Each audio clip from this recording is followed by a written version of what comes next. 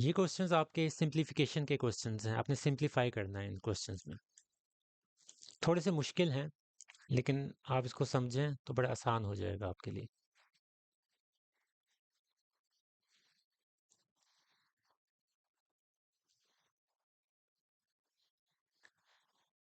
पहला स्टेप इसका होगा, अब ये देखें, x square plus y square ये कोई फार्मूला नहीं होता। X square minus y square तो फार्मूला होता है, x square plus y square आपके पास कोई फार्मूला नहीं होता। तो इसको आप किसी तरह भी ओपन नहीं कर सकते, तो आप सिंपल एलसीएम लेंगे और यही दो जो वैल्यूज हैं इनको आप नीचे लिख देंगे एज एलसीएम। एक ये वाली वैल्यू और एक ये वाली वैल्यू जो डिनोमिनेटर के अंदर आती हैं आप उनको एलसीएम के तौर पे नीचे लिख देंगे। फिर आप क्या करेंगे, नेक्स्ट स्टेप क्रॉस मल्टीप्लिकेशन करेंगे, इसको इसके साथ, इस वाली वैल्यू को इसके साथ। एक्स वाली वैल्यू मल्टीप्लाई होगी x square plus y square के साथ, बीच में प्लस का साइन है, वो मैंने लिख दिया प्लस का साइन। और ये जो एक्स स्क्वायर है आपके साथ मल्टीप्लाई होगा एक्स माइनस वाई के साथ।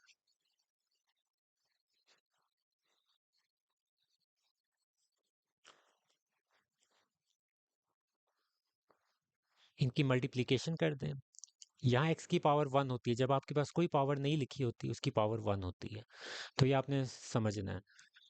एक्स की पावर वन और एक्स की पावर टू, वन और टू ऐड होके कितने हो गई, थ्री होगी, तो एक्स की पावर थ्री हो जाएगी। जब मल्टीप्लिकेशन होती है ना सेम बेसिस वाली, यानी कि एक्स एक्स के साथ मल्टीप्लाई होता है, तो उनकी पावर्स ऐड होती हैं, एक्सपोनेंट्स जिसको हम कहते हैं। एक्स वाई स्क्वायर के साथ मल्टीप्लाई होकर एज इट इज आ जाएगा एक्स वाई स्क्वायर, क्योंकि ये दोनों डिफरेंट बेस है, एक आपकी एक्स है एक आपके पास वाई है। यहाँ देखें, एक्स स्क्वायर और एक्स, इनमें आप मल्टीप्लाई करेंगे क्या हो जाएगा, एक्स क्यूब। फिर वही बात है कि यहाँ इसकी पावर वन है, तो वन और टू ऐड होके थ्री हो गई। फिर एक्स स्क्वायर मल्टीप्लाई हो जाएगा वाई के साथ, तो एक्स स्क्वायर वाई आ गया।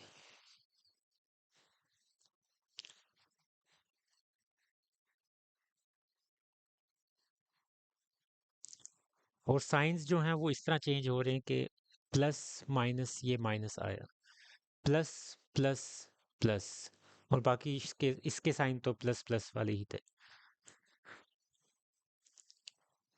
ये आपके पास एक्स क्यूब है, ये भी आपके पास एक्स क्यूब है, इनके कोफिशिएंट्स यहाँ भी वन होता है, बेसिकली कोफिशिएंट इधर भी कोफिशिएंट वन होता है। तो जब आप एडिशन करते हैं ना तो इनके कोफिशिएंट्स ऐड होते हैं, इनकी पावर्स ऐड नहीं होंगी। तो जो कोफिशिएंट्स मैंने रेड में लिखे हुए हैं ये आपस में ऐड हो जाएंगे अगर आपकी बेसिस सेम है, जिस तरह ये एक्स क्यूब है ये एक्स क्यूब है, तो टू एक्स क्यूब हो जाएगा।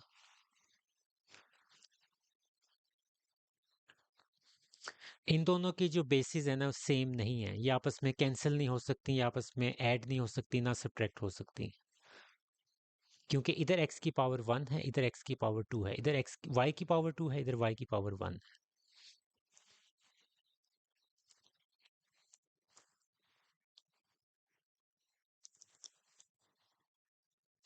तो ये आपके पास आंसर आ गए।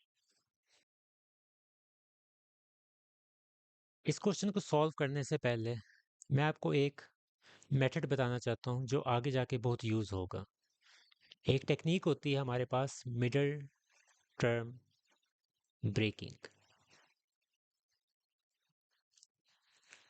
ये हम आगे वाले क्वेश्चंस में बहुत दफ़ा यूज़ करेंगे।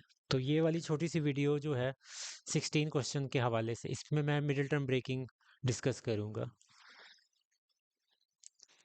अब इसके अंदर बाकी वैल्यूज़ तो इतनी मुश्किल नहीं है, x square plus two x है, इसमें से एक्स कॉमन निकल आएगा, कोई बड़ी बात नहीं है। एक्स प्लस वन इसके साथ फिलहाल कुछ नहीं हो सकता, लेकिन ये जो तीन आपके पास टर्म्स आ रही हैं इसके अंदर, और जो कि एक क्वाड्रेटिक इक्वेशन है, पॉलिनोमियल है, इसको आप कैसे सॉल्व करेंगे, इसके अंदर से कुछ कॉमन नहीं निकल रहा। तो इसके ऊपर हम अप्लाई करेंगे middle term breaking. Middle term breaking क्या होता है, बेसिकली आपके पास जो मिडल में वैल्यू आती है ना ये वाली, इसको आप ब्रेक करते हैं दो और वैल्यूज के अंदर। तो इसको आप ब्रेक कैसे करते हैं, सबसे पहले जो आपने देखना है, आपने इस वाले नंबर को देखना है कि यहाँ आपके पास नंबर क्या आ रहा है। अब जिस तरह इस इधर आपके पास 2 आ रहा है, तो 2 को आप देखें, 2 आपके पास इसके फैक्टर्स क्या होते हैं। फैक्टर्स का मतलब अगर आपको नहीं पता तो इसका मतलब है कि 2 बनता कैसे है, किन दो नंबर्स को मल्टीप्लाई करने से 2 बनता है।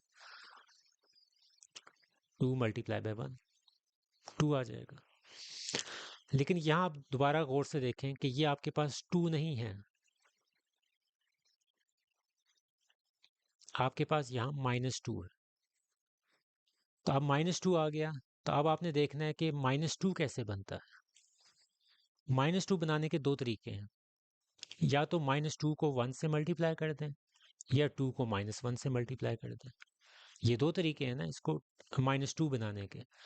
तो अब इसमें से कौन सा तरीका हमारे क्वेश्चन के लिए सही है, उसके लिए अब आपने देखना है कि ये वाला साइन क्या है। ये साइन बड़ा ज़रूरी है। ये साइन आपका यहाँ प्लस का है, तो इसका मतलब इनको अगर आप यूज़ करें -2 और 1,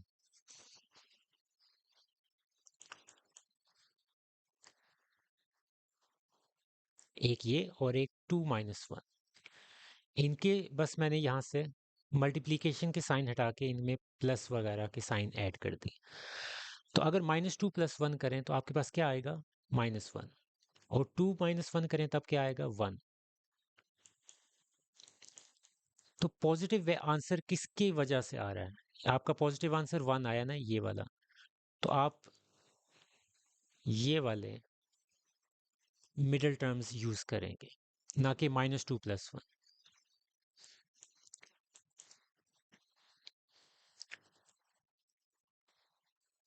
ये जो बाहर वाली टर्म्स होती हैं ये तो आपने एज इट इज लिख देनी है। बेसिकली अब आप चेंज क्या कर रहे हैं, एक्स की जगह पे 2 और -1। अब यहाँ बीच वाली वैल्यू के साथ आपका जो वेरिएबल थे वो क्या थे, बेस क्या थी, एक्स थी। तो वही इधर आएगा, इधर भी और इधर भी, +2 -1।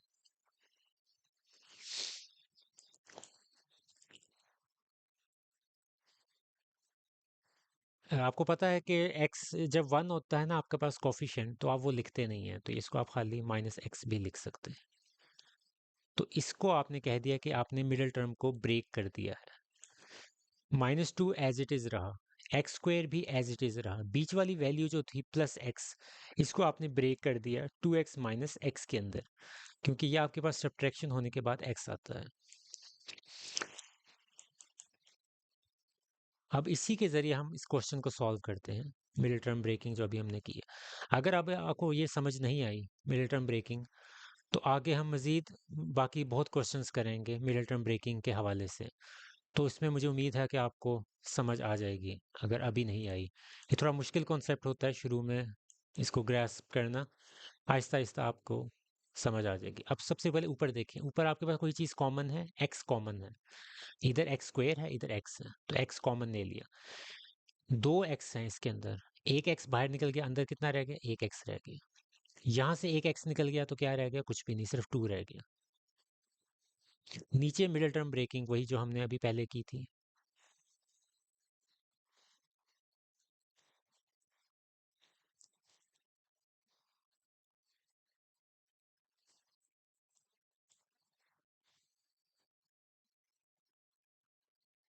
मिडिल टर्म ब्रेकिंग करने के बाद जो नेक्स्ट स्टेप होता है ना आपका, वो कॉमन निकालना होता है।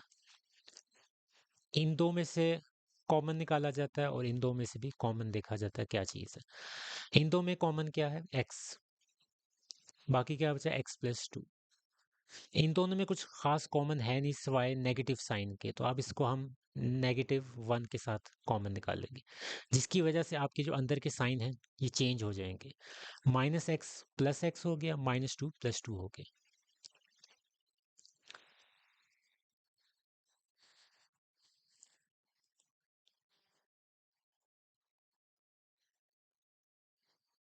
और फाइनल स्टेप जो मिडिल टर्म ब्रेकिंग के बाद हम इसको सॉल्व करते हैं, उसमें फाइनल स्टेप होता है कि अब इसमें ओवरऑल कॉमन क्या आ रहा है, x+2 x+2।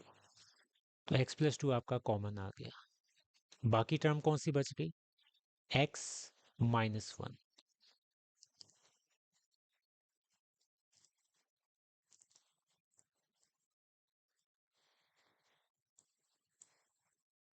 अब आप देख सकते हैं यहाँ कैंसिलेशन हो रही है, x प्लस टू के साथ कैंसिल हो गया।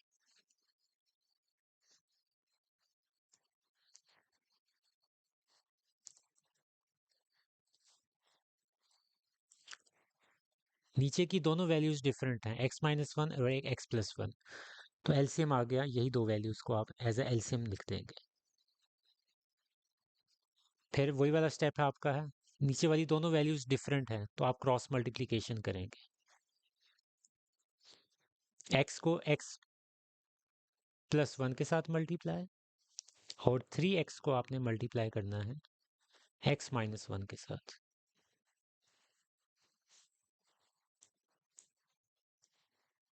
इनको बारी बारी मल्टीप्लाई कर दें। x को x के साथ मल्टीप्लाई किया x स्क्वेयर, x को 1 के साथ मल्टीप्लाई किया x, 3x को x के साथ मल्टीप्लाई किया तो 3x स्क्वेयर, और 3x को माइनस वन के साथ मल्टीप्लाई किया तो माइनस 3x।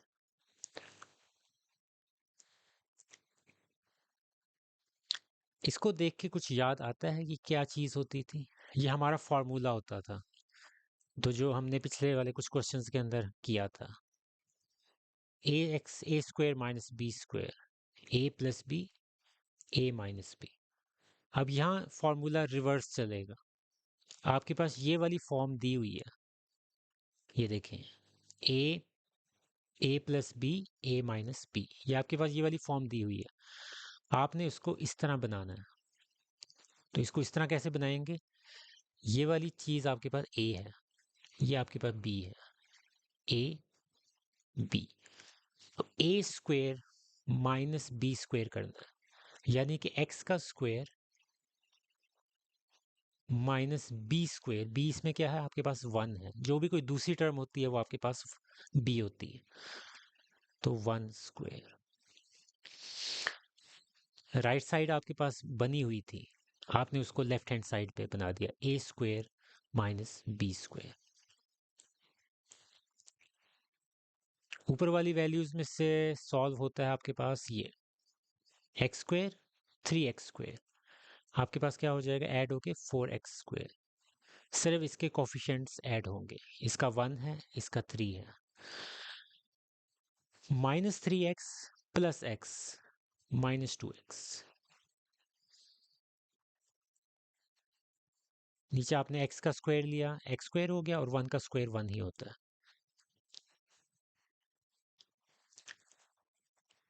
ऊपर आप देख सकते हैं कि इनमें कॉमन आ रहा है 2, क्योंकि ये ऊपर 2 का टेबल है, और साथ में x भी कॉमन है।